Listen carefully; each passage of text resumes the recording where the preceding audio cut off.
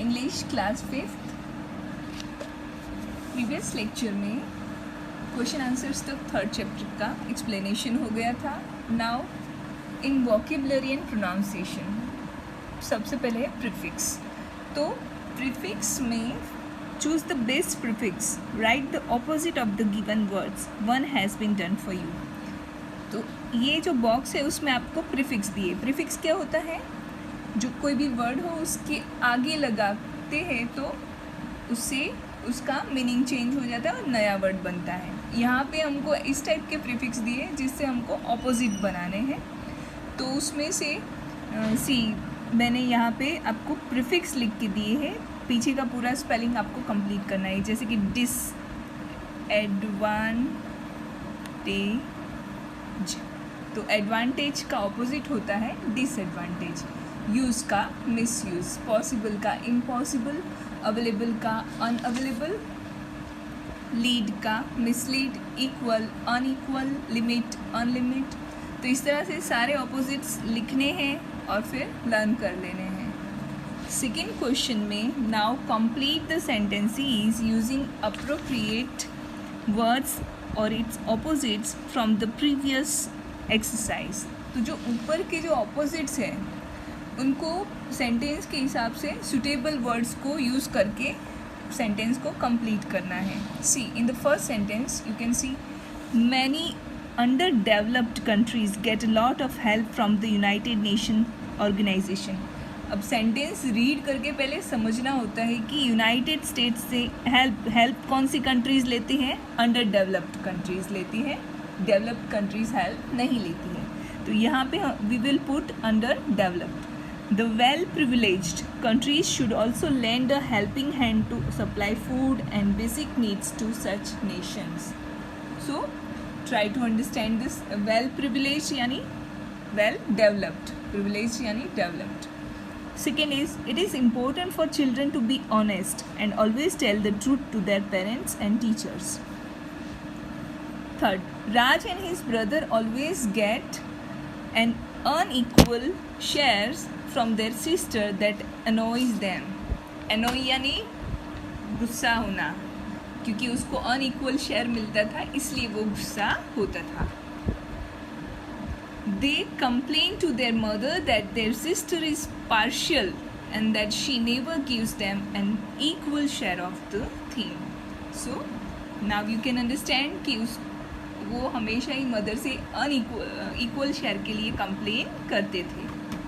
Now in listening section, the th sounds. Listen and repeat the following words. Pay attention to the sounds made by the letter combination th.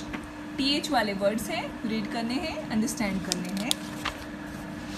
यहाँ पे box में दिए हैं th वाले words, तो उसको read करके फिर नीचे की जो एक्सरसाइजेस हैं उसमें यूज़ करने हैं।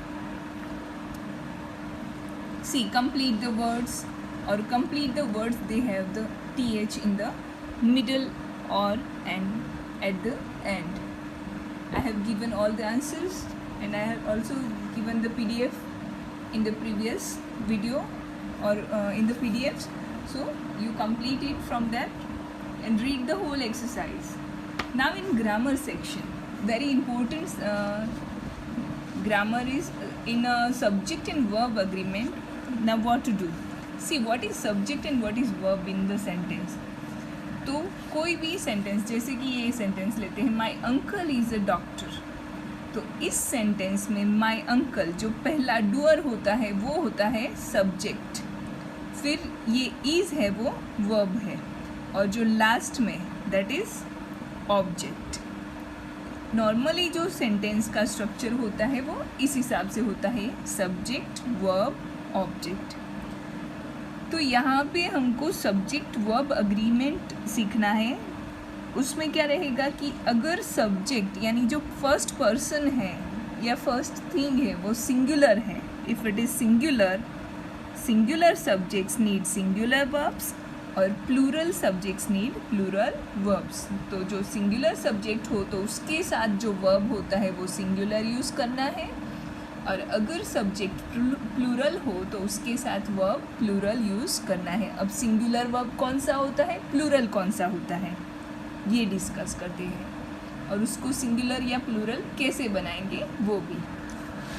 तो यहाँ पे बेटर एग्जाम्पल दिया है कि सी, ये सेंटेंस में नाउन जो है, जो फर्स्ट सब्जेक्ट है वो सिंगुलर है। See, the lion attacks the deer, तो लायन सिंगुलर है तो वर्ब के पीछे एस लगेगा और वो बनेगा singular verb, the deer. Then plural, the lions, subject plural है तो वर्ब सिंगुलर रहेगा, द डियर। अब ये जो रूल है वो सिंपल प्रेजेंट टेंस के लिए है, पास्ट टेंस के लिए नहीं है। जनरली वो पास्ट टेंस जिसमें हेल्पिंग वर्ब ना हो। हेल्पिंग वर्ब कौन से होते हैं? वर्ब्स दो टाइप के होते हैं, मेन वर्ब्स और हेल्पिंग वर्ब्स। हेल्पिंग वर्ब्स, तो मेन वर्ब्स में क्या होता है कि सीट, स्टैंड, प्ले, ये सारे जो वर्ब्स होते हैं वो मेन वर्ब्स होते हैं। हेल्पिंग वर्ब्स कौन से होते हैं? Is, are, am, was, were, has, have, does, do, तो ये सारे हेल्पिंग वर्ब्स होते हैं। तो अब अगर सेंटेंस में हेल्पिंग वर्ब है तो फिर हमको पता है कि इज़ जो है वो सिंगुलर के लिए होता है, इज़ और एम, और आर जो है वो प्लूरल के लिए होता है। तो इस तरह से आपको वर्ब्स यूज़ करने हैं। Now see, the agreement rules apply to the following helping verbs when they are used with the main verb is, are, was, were, has, have, does, do. तो यहाँ पे ये सारे बॉक्सेस रिफ़र करने हैं। First see, the boy is playing football, तो यहाँ पे सिंगुलर सब्जेक्ट तो उसके लिए singular verb, helping verb. The boys plural है तो यहाँ पे उसके लिए प्लूरल हेल्पिंग वर्ब यूज़ किया है। उसी तरह से द बॉय सिंगुलर है तो पास्ट टेंस में वॉज यूज़ किया, सिंगुलर। द बॉयज़ तो प्लूरल। उसी तरह से यहाँ पे हैज़ सिंगुलर के लिए, हैव प्लूरल के लिए, और यहाँ पे भी डज सिंगुलर के लिए, डू प्लूरल के लिए। और भी बहुत सारे रूल्स हैं, वन बाय वन लर्न करते जाने हैं। सी, अब यहाँ पे subject is compound subject. Compound subject का ऐसे कोई कंपाउंड चीज़ नहीं है, उसमें सिर्फ इतना है कि एक से ज़्यादा, जैसे यहाँ पे द बॉय है तो उसके साथ और एक द गर्ल है, मतलब एक से ज़्यादा होता है, दैट बिकम्स कंपाउंड। तो सी, एग्जाम्पल से ज़्यादा समझ में आएगा। सी, यहाँ पे the boy does the art work, the girl does the art work, तो यहाँ पे बॉय सिंगुलर है तो उसके साथ डज, गर्ल सिंगुलर है उसके साथ डज। लेकिन अगर दोनों ही साथ में होते हैं, जैसे कि the boy and the girl do the art work, तो बॉय और गर्ल दोनों मिलके प्लूरल हो जाता है, तो यहाँ पे हमको प्लूरल के लिए जो वर्ब होता है, हेल्पिंग वर्ब, डू यूज़ करना है। उसके लिए क्लू दिया है, clue for compound subject, two और मोर सिंगुलर और प्लूरल सब्जेक्ट्स, दो सिंगुलर मिले हो या फिर खुद सब्जेक्ट ही प्लूरल हो, तो उस टाइम पे, या फिर उसमें एंड यूज़ किया हो तो वो कंपाउंड सब्जेक्ट या फिर बनता है, तो उसके साथ प्लूरल वर्ब यूज़ करना है। उसके लिए और भी बहुत सारे एग्जांपल्स दिए हैं, जैसे कि Ram and Raj are playing football. Ram and Raj are playing football, they play football. Ram और राज दोनों के लिए आर और दे के लिए singular verb, plural verb. Ram and I play football, we play football, ये भी प्लूरल हो जाता है, ये भी प्लूरल हो जाता है। The elephant and the monkey are good friends, they are good friends. Now look at this sentence, Ram और Raj play football. In this sentence it is just one person, either Ram और राज, और से यूज़ किया है, तो दोनों में से कोई भी एक होगा, तो ये बनता है सिंगुलर नाउन। जब और होता है बीच में तो क्या रहता है कि सब्जेक्ट हमारा सिंगुलर है, या तो राम या तो राज। तो यहाँ पे हम वर्ब कौन सा यूज़ करेंगे, सिंगुलर वर्ब यूज़ करेंगे। Some noun ends with s but they are singular and hence will agree with the singular verb। जैसे कि न्यूज़, पीछे s लगा है, इसका मतलब ये नहीं है कि ये प्लूरल है। मैथमेटिक्स, ये भी सिंगुलर है। पॉलिटिक्स, ये भी सिंगुलर है। तो ये जो नाउन्स हैं वो सिंगुलर नाउन्स है, तो उसके साथ जो वर्ब्स यूज़ होंगे वो भी सिंगुलर होंगे। इज़ या was. See here, the news about the orangutan is truly strange। Mathematics is an interesting subject. Mathematics ऐसे फिर भी इज़, ऐसे मतलब वो प्लूरल नहीं है, सिंगुलर है। तो news, mathematics. Now indefinite pronouns can pose spatial problems in subject verb agreement। An indefinite pronoun is a pronoun that does not refer to any person or thing in particular। तो indefinite pronouns कौन से होते हैं, जैसे कि anything, something, everything। तो the difficulty is that some indefinite pronouns sound plural when they are actually singular। जैसे कि as subject the following indefinite pronouns always take singular verbs। everybody, everybody में एवरी जो होता है, एवरी मतलब वो singular हो जाता है। यहाँ पे everyone, everything, no one, nobody, each.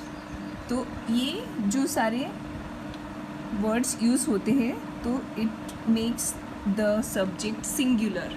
तो ये मिस्टेक नहीं करनी है कि एवरीबडी आर, एवरीबडी इज़ होता है, आर नहीं होता है। तो ये जो सारे इनडेफिनिट प्रोनाउंस हैं वो दिखते प्लूरल है, एक्चुअल में वो सिंगुलर होते हैं। नाउ सी, नीचे एग्जाम्पल्स देखते हैं तो बेटर समझ में आएगा। Everyone has left for the picnic. Nobody is ready to work hard. Nobody तो उसमें एक ही पर्सन होता है, एवरीवन उसमें भी एक ही होता है।